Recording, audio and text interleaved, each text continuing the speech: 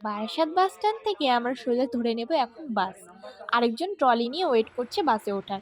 এই যে চলে এলাম আমরা হোটেল চেক আপ করতে।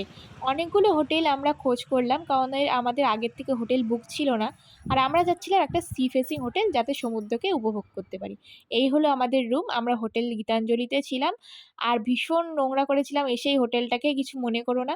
আর চারিদিকে এত সুন্দর রোদ উঠেছিল। এবার যাবো স্নান করতে। না, না, কোথাও না, একদম যাবো বিচে স্নান করতে। দারুণ মজা। সমুদ্রে আসলাম আর সমুদ্রে স্নান করব না, তা কি হয়? তারপর যারা এসেছিলাম সবাই মিলে নিচে নেমে একদম চলে যাচ্ছি। তোমাদের একটু হোটেলটাকে দেখিয়ে দেই, চারিদিকটা কত সুন্দরভাবে এরা ডেকোরেট করেছে। সোজা বেরিয়েই আমাদের খুব খিদে পেয়ে গেছিলো, সারাদিন কিছু খাইনি, তাই অর্ডার করে দিলাম আমরা ধোসা। আমাদের ধোসা চলে এসেছে। সারাদিন না খেয়ে থাকার জন্য হেভি কিছু খাইনি। তারপর চলে এলাম বিচে, আর বিচে আসতে একদম মনটা ভালো হয়ে যায়। এখানে এসে অনেক ছবি তুলেছি, তোমাদের সাথে অবশ্যই পরে সেটা শেয়ার করব। আর উঠে গেছিলাম ঘোড়াতে। আর ঘোড়াতে উঠতে কিন্তু আমি ভীষণ ভালোবাসি। ও একটু ভয় পায়, ওদেরকে দেখেই বুঝতে পারবে, এরকম ভয় ভয় আসলো। এবার আমরা দুজন মিলে অনেক ভিডিও বানিয়ে নিলাম। আর দুজনের রিলসগুলো কিন্তু তোমাদের সাথে অবশ্যই শেয়ার করব পরে। দেখো, আমি ওকে শিখিয়ে দিচ্ছিলাম এভাবে করো ওভাবে করো। লাস্টে একটা হার্ট বানিয়ে রিলস করার চেষ্টা করলাম, ওটা একদমই ঠিক হয়নি। যাই হোক, তোমাদের সাথে সেটাও শেয়ার করে নিলাম। আর এখানে কিন্তু চারিদিকে অনেক রাইড ছিল, আমরাও রাইডে চড়েছি, অবশ্যই তোমাদেরকে সেই ভিডিও দেখাবো। আর এই দেখো এখানে কত রকম রাইড আছে, তোমাদের সাথে একটু রিলসটা শেয়ার করে নিই।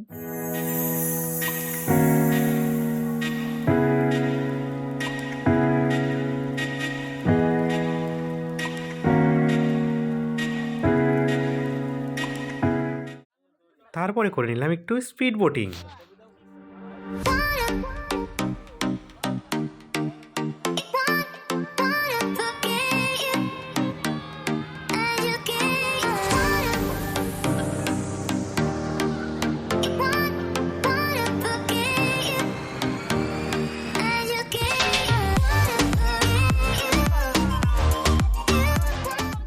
তারপর বোটিং শেষ করে সন্ধ্যাবেলার দিকে বেরিয়ে গেছিলাম একটুখানি ঘুরতে। তখনই দেখলাম গরম গরম ধোয়া ওঠা চিকেন বিরিয়ানি বিক্রি হচ্ছে। ওখান থেকে খেয়ে নিলাম চিকেন বিরিয়ানি, ভীষণ টেস্টি ছিল। আর এখানে বিক্রি হচ্ছিল আইসক্রিম। দেখো, এই আইসক্রিমটা কিন্তু আমি যতবার আসি ততবারই খাই। তোমাদের ভিডিওটা কেমন লেগেছে অবশ্যই জানাবে।